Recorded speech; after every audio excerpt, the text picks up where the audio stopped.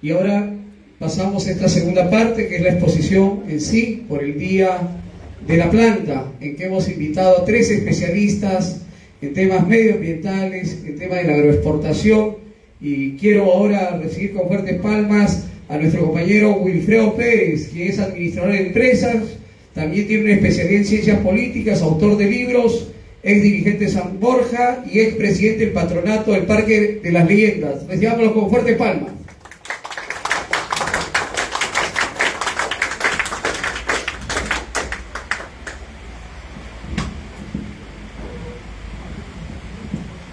Compañero José Luis Delgado Núñez del Arco, presidente de la Comisión Conmemorativa del Centenario de la Fundación de la Alianza Popular Revolucionaria Americana. Compañeras y compañeros, quiero en primer lugar agradecer la amable invitación para estar esta noche compartiendo algunos comentarios y reflexiones sobre esta histórica conmemoración que es el Día de la Planta. Una conmemoración que va mucho más allá de la frontera del partido, una celebración, una efeméride importante que debemos recordarla como parte fundamental de la historia cultural de Lima. Y antes de referirme de manera específica a esta conmemoración, quiero señalar que este episodio tan importante que hoy día evocamos surge de una generación, la denominada generación del Centenario. Esta generación que coincidió con el Centenario de la Independencia Nacional, esta generación de hombres que inicialmente incursionaron en la vida literaria, política, social, intelectual, y que luego protagonizaron hechos importantes y gloriosos en la vida política del siglo XX en el país. Esta generación que en primer lugar se vio fuertemente impactada, influenciada por algunos episodios. La Revolución Mexicana de 1910, esa revolución que fue la primera revolución antiimperialista, agrarista, que surge en el siglo XX, esa revolución en la que Pancho Villa, Emiliano Zapata, Francisco Madero se oponían a la reelección de Porfirio Díaz, que permanecía 30 años en el poder y que iba por su 7ª reelección. Una revolución que fue un referente inspirador para todas las generaciones de aquellos años en la América Latina morena y solidaria.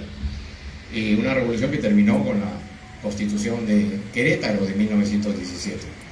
Pero también viene el año 1918, la Reforma Universitaria de Córdoba, el Manifiesto de Córdoba, los Hombres Libres de América, donde los jóvenes estudiantes, liderados por Gabriel del Mazo, presidente de la Federación de Estudiantes de la Argentina, lanzan un manifiesto abriendo la universidad o promoviendo que la universidad se convierta en un espacio mucho más democrático, plural, participativo. Esa Reforma Universitaria de Córdoba, donde José Ingenieros, Alfredo Palacios, entre otros intelectuales, la apoyaron, la fomentaron, y jóvenes de aquella época, como Rómulo Betancourt o Ayla de la Torre, tomaron sus banderas. Esa es una reforma que caló fuertemente la conciencia y el espíritu de los jóvenes latinoamericanos y consecuentemente también de nuestra generación del Centenario. Ese mismo año, 1918, el fallecimiento del maestro y pensador Manuel González Prada, con el que, si bien es cierto, esa generación tuvo un breve vínculo, breve pero intensa relación que los marcó. Por algo, Ayla de la Torre y principalmente el maestro Luis Alberto Sánchez fueron los depositarios y fueron los encargados de alguna manera propalar la obra de González Prada con la ayuda de su viuda Adriana y de su hijo Alfredo, lamentablemente a temprana edad fallecido en Nueva York. En 1919 luego viene la jornada de las 8 horas, donde en ese entonces Ayla de la Torre, en su condición de presidente de la Federación Estudiantil del Perú, cumple un rol protagónico en las negociaciones con el ministro Manuel Vinelli del gobierno de José Pardo y Barrera. Una larga negociación que concluye una conquista importante para la clase trabajadora y que, dicho sea de paso, no empezó ese año, sino fue la consecución de un conjunto de movimientos sindicales, laborales, gremiales que empezaron desde el norte del país. Y finalmente, en 1921, siendo presidente de la Federación de Estudiantes del Perú, el Congreso de Estudiantes del Cusco. Un congreso que de alguna manera recoge gran parte del ideario de la Reforma Universitaria de Córdoba. Y es en ese Congreso del Cusco donde se aprueba la moción presentada por Ayla de la Torre el 20 de marzo, precisamente, para crear las universidades populares. Universidades populares que luego se extenderían en gran parte del país y que son también recogidas como parte del legado de la reforma universitaria y extendidas en otras regiones de nuestra América Latina. Precisamente en ese congreso del Cusco es que Aya La Torre tiene una relación de intercambio y de afecto con el maestro, el historiador, el gran indigenista Luis Eduardo Valcárcel Vizcarra. Hace algunos años encontré unos documentos porque tuve la suerte, el privilegio de conocer a Valcárcel en la tarde de su vida, cuando era muy anciano, y de entrevistarlo para una revista y una publicación que nunca se hizo realidad. Y esto gracias a su nieto, que fue mi compañero de promoción del colegio. Y ahí encontré una carta que le dirige Víctor Raúl. Esta es una carta escrita desde Roma en 1961, que le dice a Valcárcel: deseo expresarle mi más vivo agradecimiento por sus amables recuerdos y sus honrosos conceptos que me conciernen. Leyéndolas, he rememorado los lejanos días del Cusco en el que nos conocimos y he pensado que, en verdad, hay en nuestras vidas más vínculos que distancias, lo cual, se lo declaro, me enorgullece por el respeto admirativo que siento hacia su eminente figura intelectual. Bien, luego del Congreso del Cusco, creadas las universidades populares, estas se fundan. La fundación formal de la Universidad Popular fue en el emblemático histórico Parque de la Exposición de Lima, que tiene a su vez el Palacio de la Exposición, este parque que fue iniciativa de Manuel Atanasio Fuentes, al presidente, al coronel José Balta, como todos recordaremos, en 1868. Y este parque se hizo precisamente para la gran exposición de los 50 años de la Independencia Nacional. Por eso se llamó el Parque de la Exposición, que también es bueno recordarlo, ahora que estamos hablando del Día de la Planta, que fue la primera área verde planificada en Lima, y donde se creó también el primer parque zoológico de Lima y del país. En este Palacio de la Exposición, cuya diseño fue del genial arquitecto italiano Antonio Leonardi, pocos saben, por cierto, que ese palacio tiene 72 columnas de hierro fundido traídas de la casa de Augusto Elfi, el que diseñó la torre del mismo nombre en París. Bien, en ese Palacio de Exposición, con la presencia del rector de la Universidad de San Marcos, Javier Prado Garteche, del embajador norteamericano, 22 de enero de 1921, se inauguran las universidades populares. A los pocos días, 2 de febrero de ese mismo año, en el cine teatro hasta ahora existente en Vitarte, se crea ahí la Universidad Popular.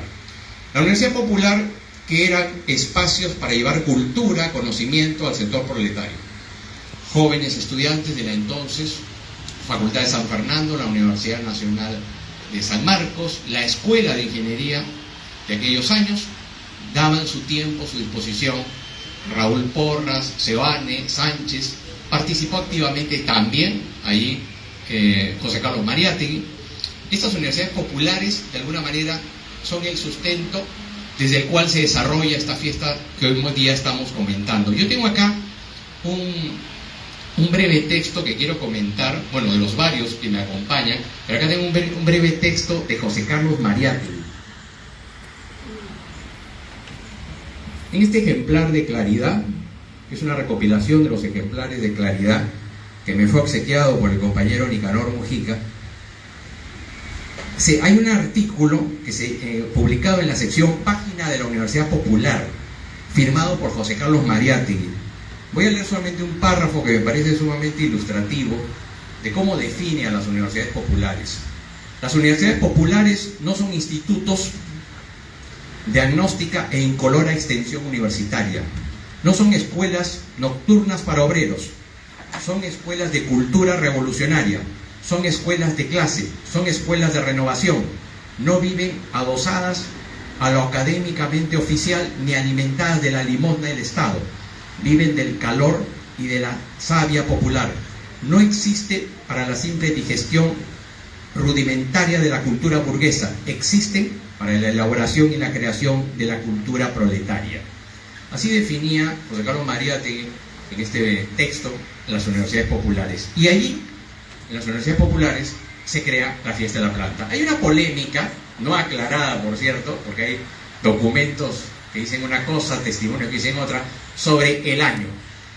Algunos textos señalan que habría creado la Fiesta de la Planta en 1921, vale decir, pocos días después de fundadas las universidades populares en Lima, antes de haberse creado en Vitarte. Otros documentos y versiones, también oficiales y también respetables, dicen que se había creado en 1922. Hay una polémica permanente sobre la fecha, pero más allá de la fecha, sí puedo afirmar, a la luz de la documentación y de la recopilación de textos que he realizado en los últimos años, que era la más importante conmemoración de las universidades populares. La fiesta de la planta no era solamente una efeméride para sembrar árboles, era un reencuentro, era una comunión de esfuerzos, de voluntades, era una gran asamblea popular, era un acto de reivindicación de la clase proletaria, y donde intervenía el deporte, la cultura, el baile, la gastronomía, la danza y un conjunto de manifestaciones culturales y ancestrales propias de aquellos tiempos. Por lo tanto, quiero a continuación leer brevemente, de manera muy reducida, algunos textos que acreditan la trascendencia de la fiesta de la planta. Los burgueses, de Luis Alberto Sánchez, señala sobre la planta, sobre la fiesta, lo siguiente: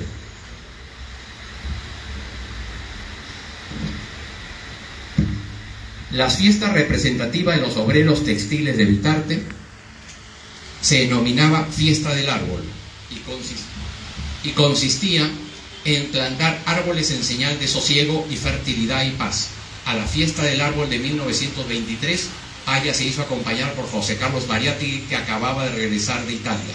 Los obreros lo resistían, pensando que en su viaje a Europa 4 años atrás había sido el resultado de un acuerdo con Leguía. Luego viene el otro texto importante, que es Víctor Raúl, de Felipe Cosío del Pomar, que es el primer texto que llegó a mis manos en mis tiempos de adolescente para documentarme de la vida de Aya de la Torre. Y aquí señala sobre la fiesta de la planta, igualmente estoy haciendo un esfuerzo de síntesis para compartir lo más trascendente, lo siguiente: en diciembre organizaban la primera fiesta de la planta para formar el culto al árbol. Como Vitarte no tiene árboles, es una campaña que corresponde a las universidades populares. Víctor Raúl pide y obtiene ayuda del director de la Escuela de Agricultura, un belga comprensivo. La celebración de la fiesta de la planta adquiere grandes proporciones. Acompaña la plantación de árboles, de cientos de árboles, una fiesta deportiva, un gran almuerzo y actos culturales en el Cinema Teatro. Percy Murillo, por su parte, recoge el testimonio, que también lo tengo en otro, de uno de los fundadores de las universidades populares, el compañero Enrique Cornejo Coster, que escribió este texto, que me obsequió su hija, que valdría en algún momento la oportunidad de editarlo en un libro, porque es el testimonio de un joven de aquellos años que luego sería un representante del partido en Argentina, fundador y líder de la célula aprista en Argentina, un compañero emblemático de esa generación. Percy Murillo recoge el testimonio de Enrique Cornejo y dice lo siguiente sobre la fiesta del árbol. Después de uno o varios discursos, se daba inicio a la plantación de árboles, fresnos, casuarinas, distintos árboles plantados en los diversos y sucesivas fiestas de la planta adornan el parque, las calles y los contornos del parque deportivo. Hasta la fecha se han plantado más de 600 árboles. Cada obrero se hace responsable de uno de ellos, al que debe solícitos cuidados. Terminada la plantación, hace comienzo a la Asamblea Popular, donde se rinde homenaje a los caídos en la lucha social, donde se recuerda a los presos, a los deportados, y donde con múltiples y variados discursos, alumnos y profesores invitan a la lucha y a la afirmación revolucionaria. Estos son algunos textos que acreditan la trascendencia de esta fiesta de la planta. Hay uno para mí muy importante, y seguramente también para ustedes, porque proviene de Jaime Pural Vidal, que no está vinculado al partido y que ha escrito este interesante libro de Goles y Golpes, para aquellos aficionados al fútbol. Acá tienen un libro muy interesante que narra la historia del fútbol peruano de fines del siglo XIX hasta 1937, coincidente con la primera clasificación sudamericana del Perú en un campeonato futbolístico.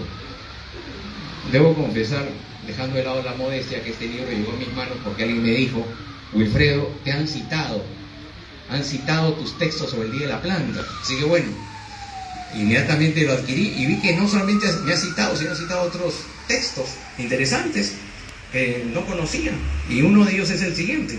Mariátegui, quien también participó en la fiesta de la planta de 1923, y eso coincide con el testimonio de Sánchez, fue jurado en el concurso de poesía de la fiesta de la planta de 1927.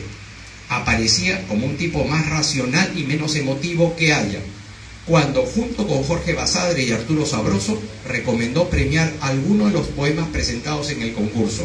Mariátegui sostuvo que algunos de esos poemas se acercan a lo que debe ser un canto multitudinario, pero prevalece el elemento lírico. Y luego sigue haciendo una reflexión ya literaria.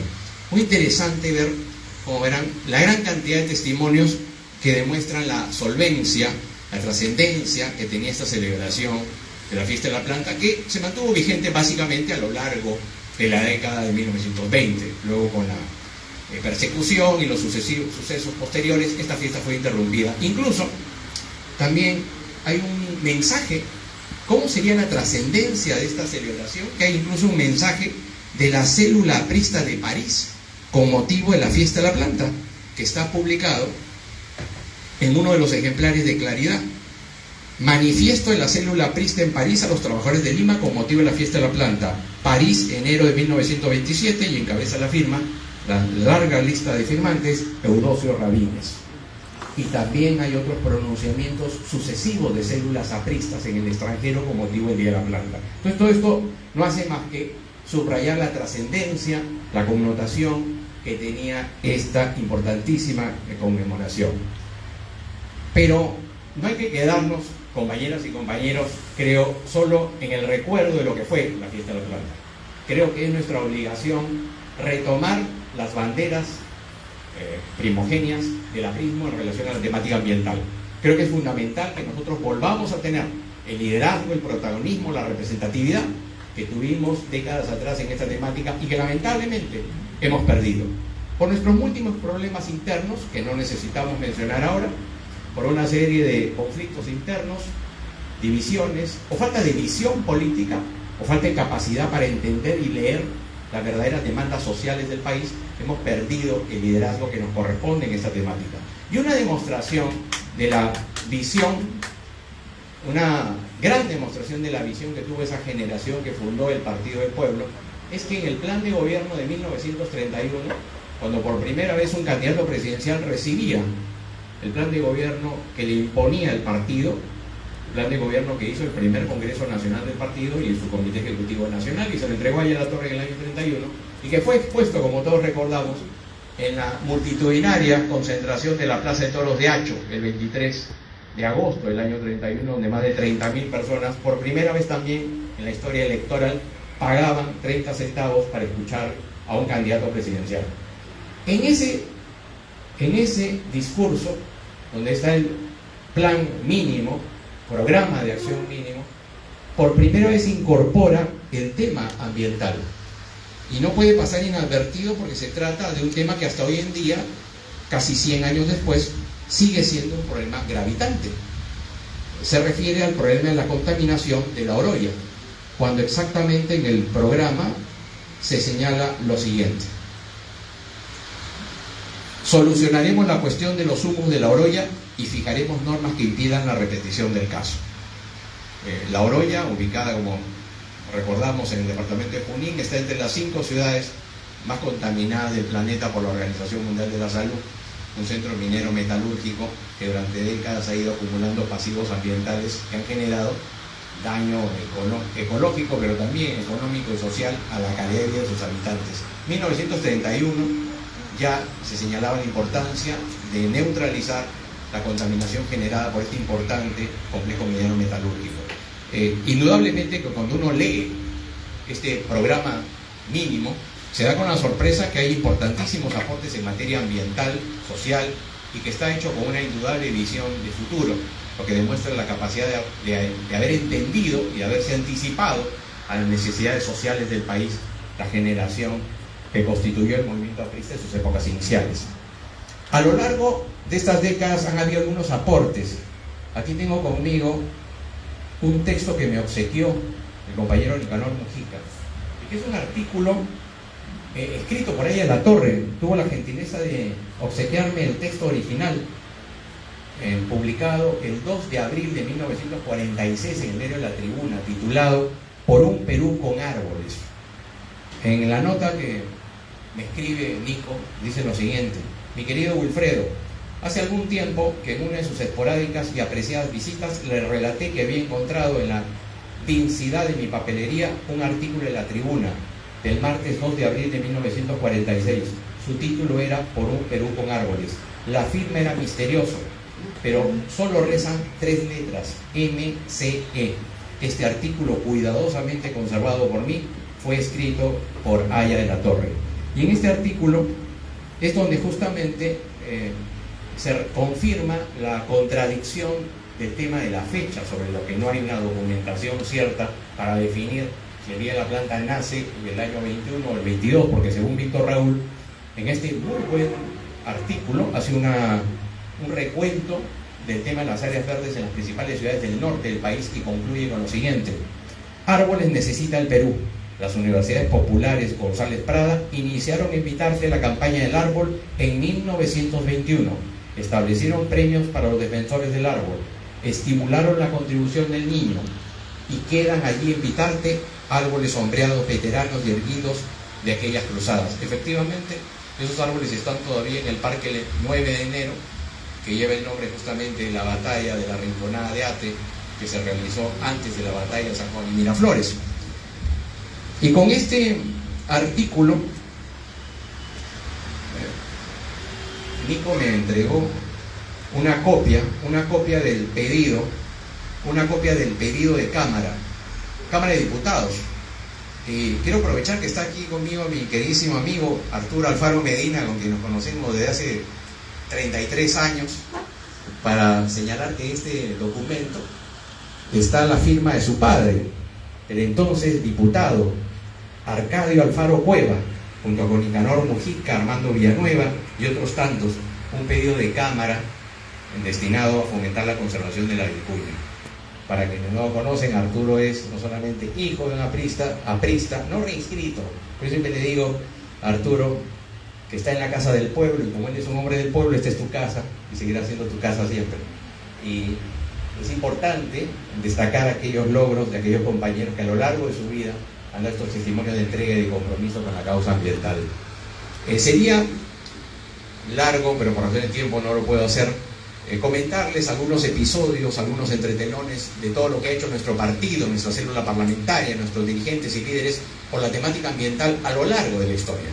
Han sido fundamentales sus aportes para lograr, por ejemplo, que el Perú firme en 1979, pedido de la Asamblea Constituyente, la Convención Internacional Ballenera.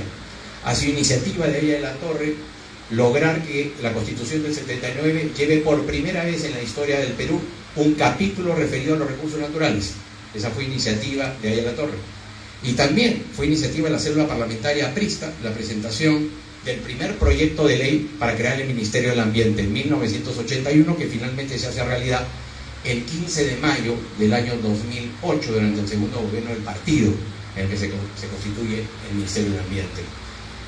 Los logros, las realizaciones, los aportes que ha dado el partido en temática ambiental son innumerables. Son extensos, enriquecedores y demuestran la capacidad para interpretar las demandas sociales del país que tuvieron nuestros representantes, dirigentes y líderes. Lo importante, compañeras y compañeros, es retomar esas banderas, que el partido vuelva a tener un liderazgo y un protagonismo en esta temática que hoy día nadie cuestiona, que tiene un enorme impacto económico, político y social. Y nadie puede dejar de cuestionar la legitimidad que tiene hablar de los temas ambientales como parte de la agenda política que deben presentar los partidos. Partidos como el nuestro, que en lugar de estar pensando en pugnas internas, en vez de estar aglutinados los compañeros en sectas, argollas, taifas y todo tipo de mezquindades, deben entender que el partido de Aya de la Torre es un partido destinado a recoger las demandas sociales de los más pobres. El Partido del Pueblo surgió para redimir al Perú de sus males nacionales. El partido de Aya de la Torre fue creado por Aya de la Torre a su imagen y semejanza, para redimir al Perú. No fue un partido creado en el Club Nacional o alrededor de una botella de whisky etiqueta azul.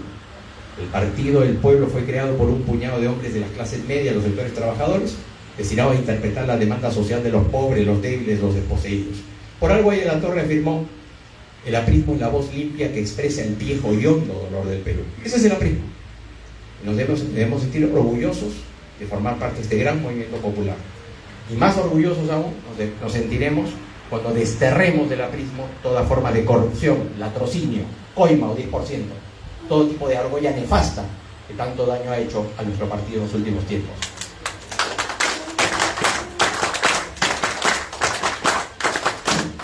El componente moral es un componente fundamental.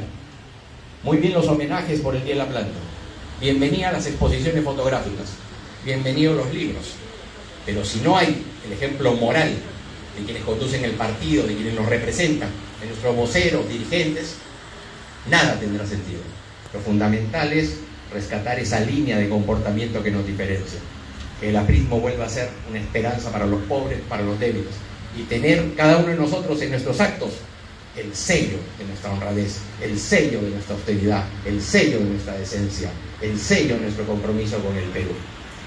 Quiero terminar, por lo avanzado de la hora, compartiendo las palabras que me obsequió el compañero Miguel López Cano, que fue fundador del APRA en Pisco, diputado por Pisco, alcalde de Pisco, secretario de la Torre en la presidencia de la Asamblea Constituyente, senador de la República y, por cierto, solitario y tenaz defensor de la intangibilidad de la Reserva Nacional de Paracas cuando ésta se vio amenazada por la sobreexplotación de la concha de abanico durante el segundo gobierno de Fernando Belaúnde Terry, y el que dio las autorizaciones para la lotización irregular de esa Reserva Nacional fue el entonces ministro de Pesquería y luego nuestro ministro de Economía y de Agricultura en su segundo gobierno, Ismael Benavides Ferreiros. Miguel López Cano, en este ensayo que me obsequió, titulado Haya Peruano Universal, termina diciendo lo siguiente: Haya exigió solidaridad, sacrificio, esfuerzo continuo para sacar los valores de la democracia inmunes a la corrupción, sin discusiones estériles ni palabras retóricas, respondiendo al desafío de la crisis extendida en niveles económicos y morales. Demandó reunir las concordancias y equilibrar las diferencias, respetando las posiciones ideológicas de los que actúan patrióticamente al servicio del país y en favor de la paz. Así, la Carta Magna de 1979 sería el sustento de leyes donde la justicia y la libertad permanecen unidas. Consecuente consigo mismo, Víctor Raúl declinó el monumento presidencial, suprimió las atenciones gratuitas de la cafetería, no usó el automóvil oficial y devolvió a la policía el patrullero que debía escoltarlo, recibiendo solamente la protección fraterna.